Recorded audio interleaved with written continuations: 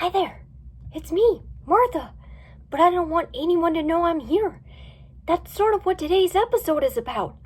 Listen for today's words like identity, disguise, undetected, and conspicuous.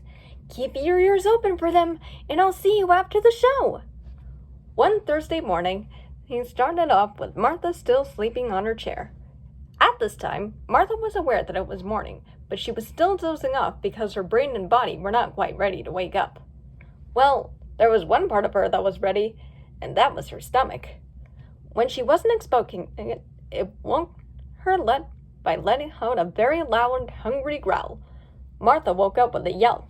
She started to panic, thinking it was a monster. Suddenly, she heard her stomach growl again. It startled her, but not as much this time. She then realized the sound was coming from her stomach. "Oh, phew!" Martha sighed with relief. "False alarm! That was just my stomach." "Well, that was kind of embarrassing. I sure am hungry this morning," she said as her stomach growled again. "If only the alphabet soup I eat would go to my stomach for once instead of my brain. Then maybe I wouldn't have this problem." It wasn't long until Martha finally got up and had her soup. Helen, as usual, fed Martha and Skits their daily dishes of alphabet soup. Soon after that, Helen left for school. Later that day, Martha and Skits were watching TV. Their favorite show, Courageous Collie Carlo, was on. During the show's last commercial break before the end credits, Martha and Skits saw a commercial that caught their attention. A new Courageous Collie Carlo movie was coming to theaters, and it was premiering tomorrow. "Oh my gosh!" barked Martha, wagging her tail like crazy. "A new Courageous Collie Carlo movie? And it's coming to theaters tomorrow! Isn't that exciting, Skits?" Skits barked in agreement. "I've got to tell Helen about this when she gets home," Martha wagged. Soon, Helen came home. "Helen!" Martha came running up to her, wagging excitedly. "Wow, Martha," said Helen, surprised. "You're awfully excited today. I just heard there's a new Courageous Collie Carlo movie that's coming out tomorrow. I really want to go see it." Helen shrugged and responded, "You're the only one in this family who would want to go see that.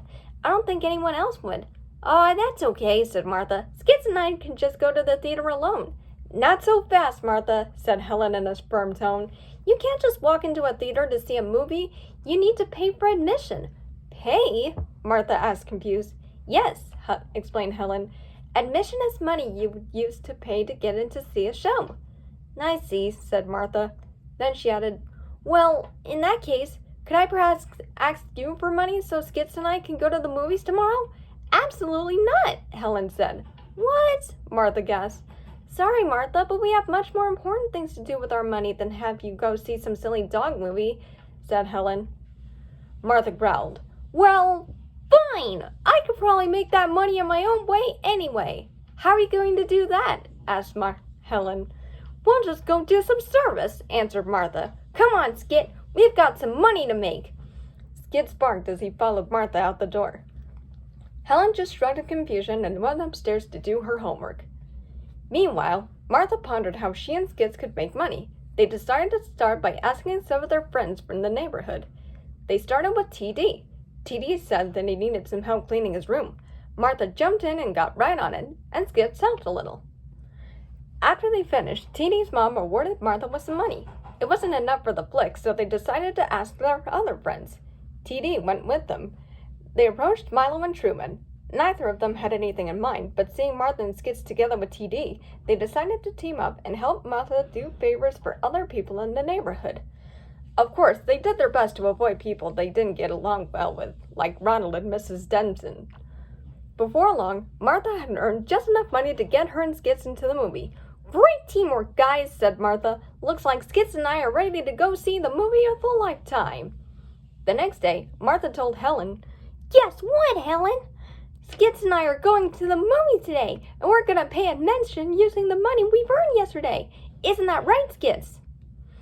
Skits was holding in his mouth the envelope that held all the money he and Martha earned. Helen looked doubtful. "Martha, I think I need to tell you something," she started to say, but Martha just interrupted her by saying, "No need to congratulate me. Dogs are very smart animals. Courageous Collie Carlo, here we come." And off she went with Skits following her. "Wait, Martha," Helen called, but it was too late. The dogs were off. I'm sure she'll find out soon. Martha and Skits soon arrived at the cinema. Martha was so excited, she and Skits walked up to the ticket booth. Excuse me, down here, sir?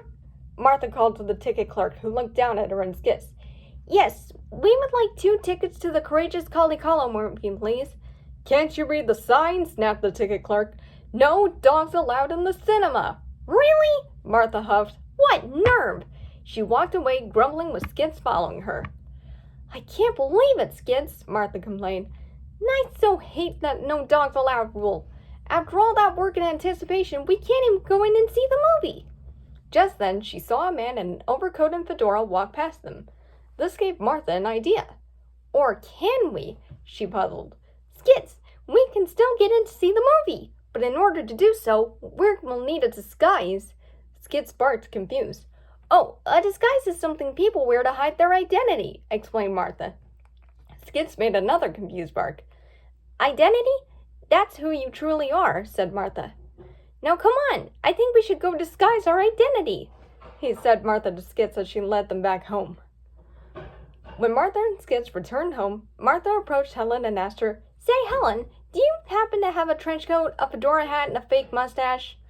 Helen looked confused at Martha's question, but she answered, My dad might have a coat and hat in his closet, but I don't think we have any fake mustaches. Helen wasn't sure what Martha needed all that stuff for. I wonder where we could get one of those, wondered Martha. Helen perked up. Hey, I can go ask TD. Maybe he has one. She then went off to Dee Dee's house to ask him. Thanks, Helen, said Martha. Skits and I will be here when you get back. Martha then joined Skits, who was digging through the upstairs closet. It looks like we'll have to go into a later show, Skits, she said, but at least we'll still see it. Skits pulled out a coat and hat. It was just the kind Martha had in mind.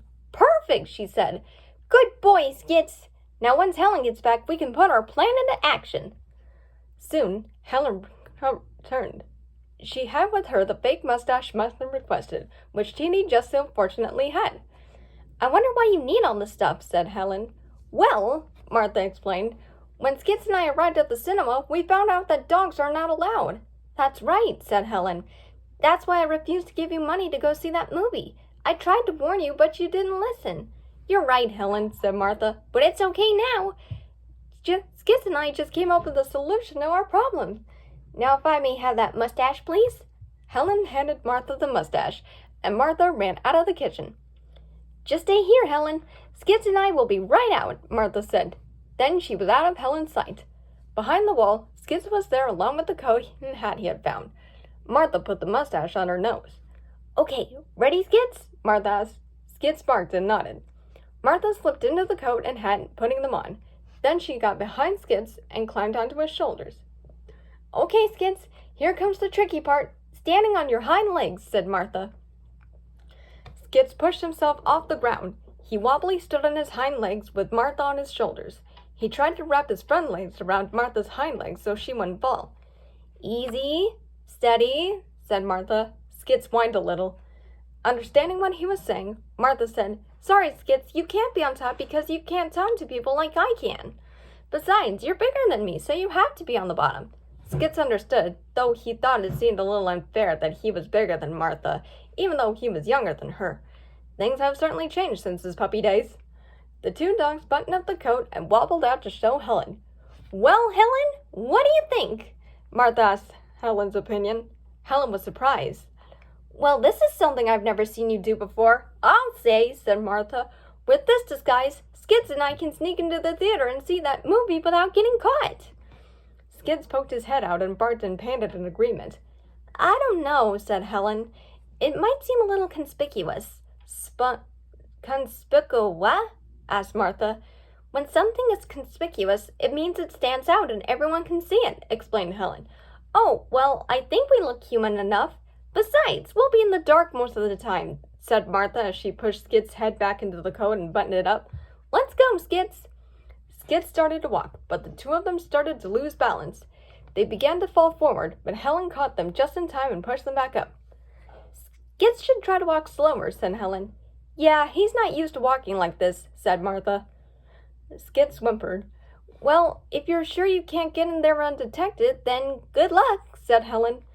Just making sure, said Martha. When you say undetected, you mean getting by without anyone noticing you, right? Right, said Helen. Okay then, we'll be back soon, said Martha. Let's go, Skits, but slow and steady, please. Skits barked in response and started to carefully walk outside to the theater, taking Martha and the Skies with them. Helen opened the door for them. Thanks, Helen, said Martha before Skits suddenly stumbled on the porch steps, but thankfully they didn't fall. Eventually, they made it back to the theater. It was a hard and tedious job for Skits, but they made it up. Okay, Skits, we're here, Martha whispered to Skits. You just carry me over to the ticket booth, and whatever you do, don't make a sound. I'll do all the talking. Skits nodded in agreement before hiding again. Skits wobbled over to the ticket booth. Ah, hello, kind sir, said Martha in a disguised voice. I would like 1 adult for the Courageous Carlo movie, please. The ticket clerk printed out a ticket and handed it to Martha. Martha grabbed the ticket with her teeth. Thank you, sir, she said as she put the ticket in an upper pocket of the coat. Then she clumsily tapped the money on the counter for the clerk. Enjoy the show, said the clerk, a little weirded out. As Skits began to carry Martha into the theater lobby, he started to bark something at her. Not even looking to what he was trying to say, Martha panicked and tried to shut him up. Shh, Skits, you're gonna get us caught, she whispered. Skits wanted to ask something to Martha, so he barked as quietly as he could. Understanding his barks, Martha said, Yes, I only bought 1 ticket because we're not 2 dogs right now. We're 1 person, so we got a little discount. Skits made a confused yet quiet bark. A discount is when you get to pay less for something that you normally would, explained Martha. As they got inside the lobby, Skits got an idea. He quietly barked at Martha his idea. Oh, great idea, Skits, said Martha. Since we still have money left over from our admission, now we can have some money for popcorn. Why didn't I think of that? Good thinking, Skits. Skits panted and waddled over to the concession stand. Can I help you, sir? Asked the guy behind the counter. Martha cleared her throat and spoke in her masculine voice again. Yes, give me 1 large popcorn, please. Sure thing, the employee said. He turned around and started filling up the popcorn container. Then he asked, Would you like butter on the popcorn? Suddenly, Skits barked. The guy turned around, confused. Martha blushed and sweat drops. Sorry about that. Yes, I would. The guy shrugged and buttered the popcorn. Martha took a good whiff. Ah, she said to herself, there's nothing like the popping sound and the wonderful smell of good old movie popcorn. Under the coat, Skits overheard Martha, to which he couldn't resist by licking his chops. When the employee placed the popcorn on the counter, Martha did her best to place the money on the counter. Keep the change, she said. Martha then tried to reach her paws out to grab the popcorn container. The coat's sleeves were hanging over her paws. She managed to grab the container and lift it. Some popcorn pieces fell over to the floor where Martha lifted the container. Skits poked his head out and licked up the pieces that fell. Skits! Martha whispered, and Skits quickly hid again. Fortunately, nobody around saw that happen. As Skits began to walk towards the theater, Martha held tightly onto the popcorn.